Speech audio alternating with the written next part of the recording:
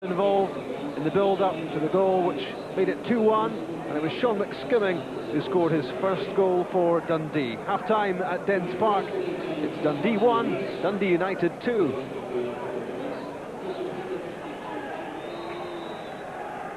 Dundee United restart the match, chasing only their second win in 11 matches.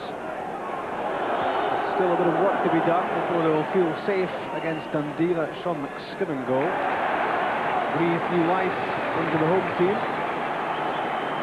Paul Sturrock will be well aware that United came here earlier in the season, went 2 up, and had to settle for a 2-all draw in the end. Tony Moles.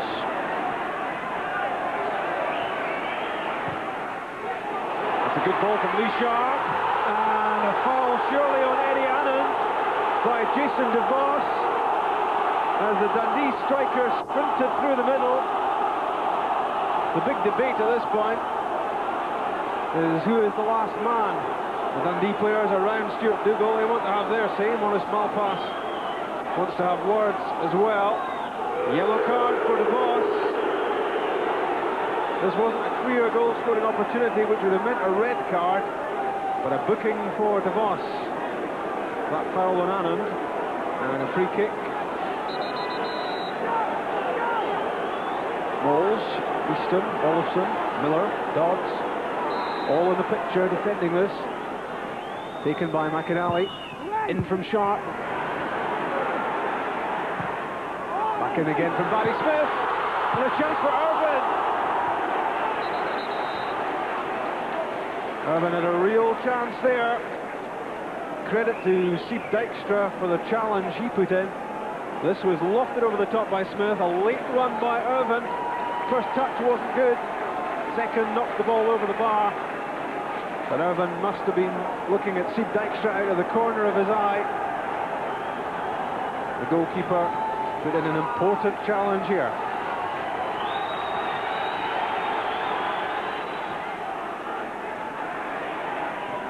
Stephen Tweed waiting patiently to get the ball. Now Adamchuk. Olofsson doing the defending. But it's turned back to Sean McSkimming. Didn't really make much of that, Sean McSkimming. He had some room, he knows it. He's disappointed. And he couldn't have at least forced Dijkstra into a save.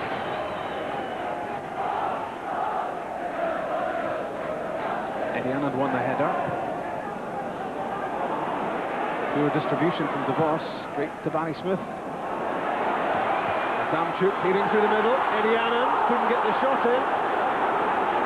That was well defended by Dundee United. They got there when it mattered most. Eddie Anand knows this was close.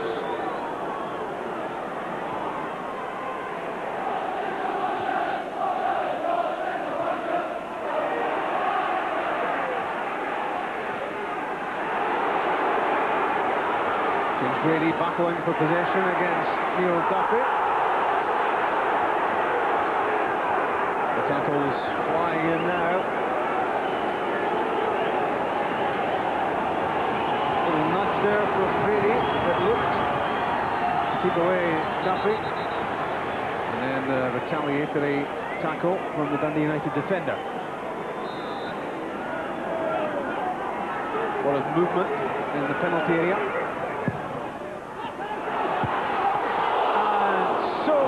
To an own goal, Jason DeVos on his 25th birthday. Wouldn't have had much to celebrate had this flown into the back of the net. As it was, it flipped the top of the crossbar.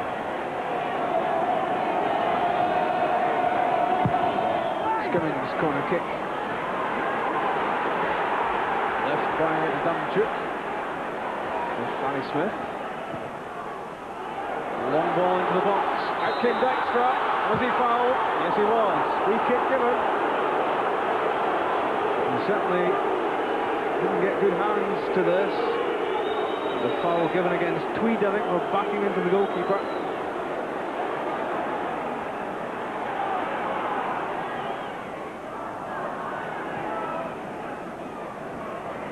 Big play from Tweed. Damchuk. Grady.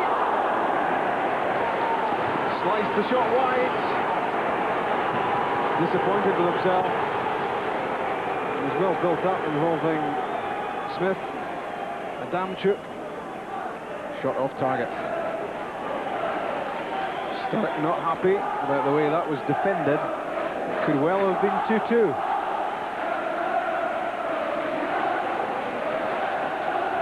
That's it to go.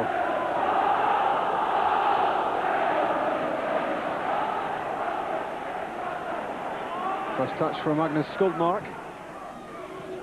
To the feet of Dodds. Some room here for Pasquale. Nobody near him.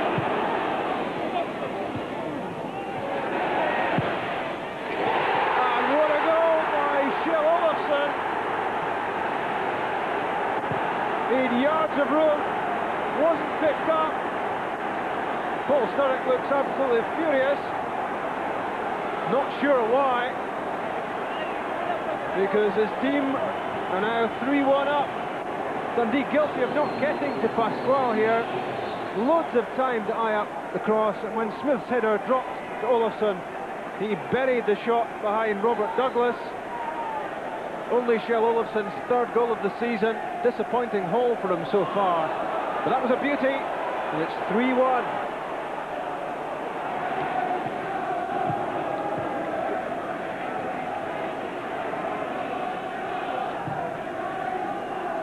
Stephen Tweed's pass for Faulkner, got the flick, gets it back from Grady. The shot charged down. Back in from McInally. Given away by Duffy.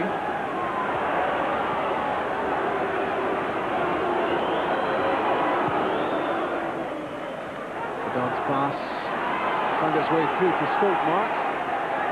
Skimming, won it back and then lost it. Miller and Pasquale together. It's a good one from Joe Miller. Oh, that's superb. Saved by Douglas. Joe Miller is absolute best there. Back in from Olofsson. Danger not over yet for Dundee.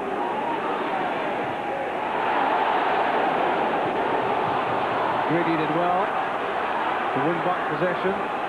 Now McSkimming. Trying to get beyond DeVos. They took a touch, corner kick. And Joe Miller so close a moment ago to making it 4-1 for United. Terrific run, beating Brian Irvin. And then Rayside, good goalkeeping by Douglas. Willie Faulkner losing out. Neat touch from Miller. Skuldmark. Olofsson on the run. It's a good run by Olofsson, and good goalkeeping by Robert Douglas.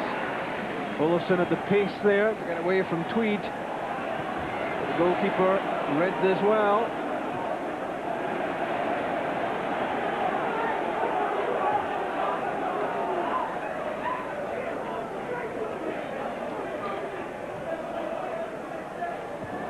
Poor pass from Tweed.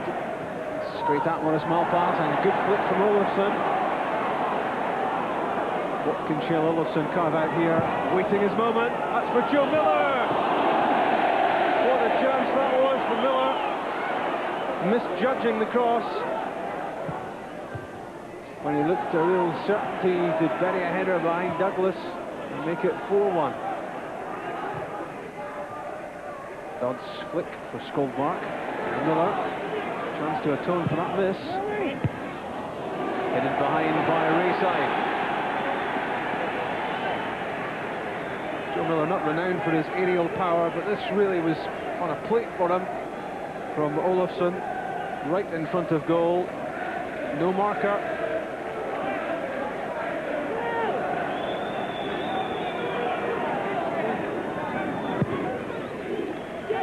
In from Miller. The boss couldn't get there. Irvin did.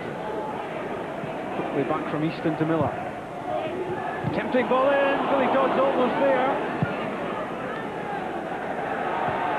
Cleared by Irvin. So close to his second goal of the game, Dodds. It's an intelligent ball this from Miller. Played in at the near post. Out came Douglas. And all it needed was a touch from Dodds.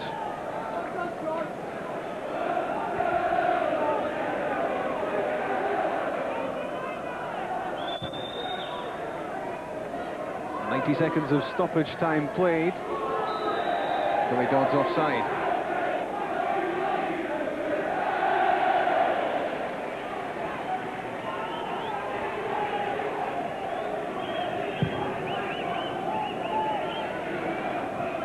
Flew off the top of the head of Jason DeVos. Lofted in by Faulkner. Grady's flick. And way over the top from Barry Smith.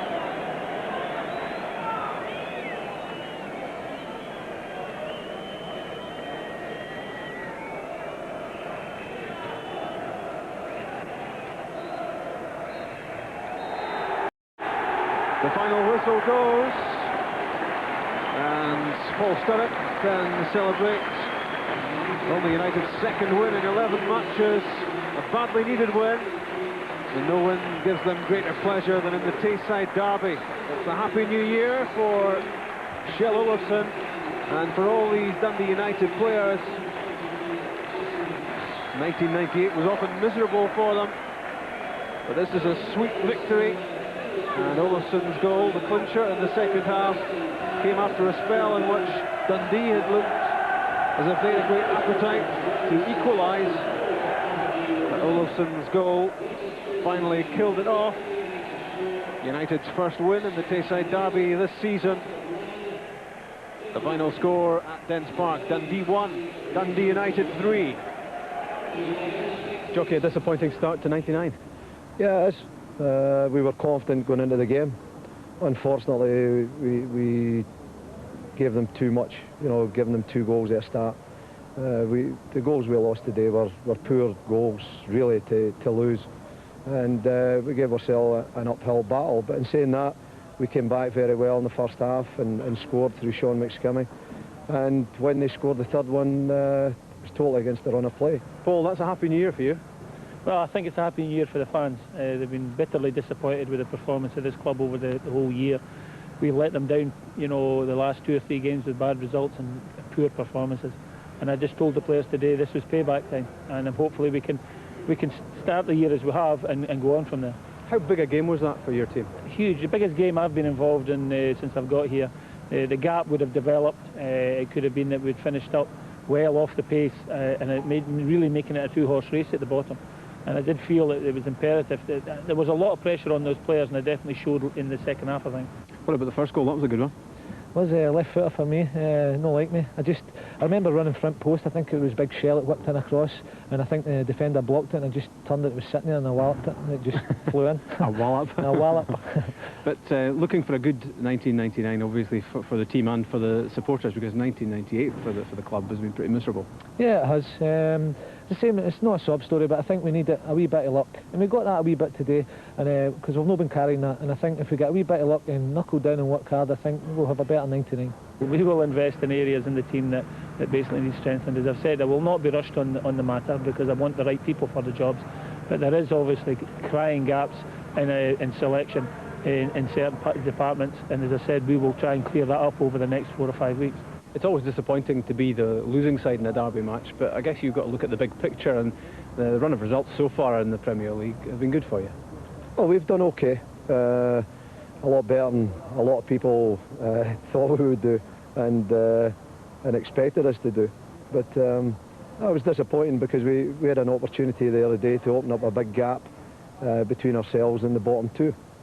We didn't do that, so when we come back for the break, it's going to be difficult again.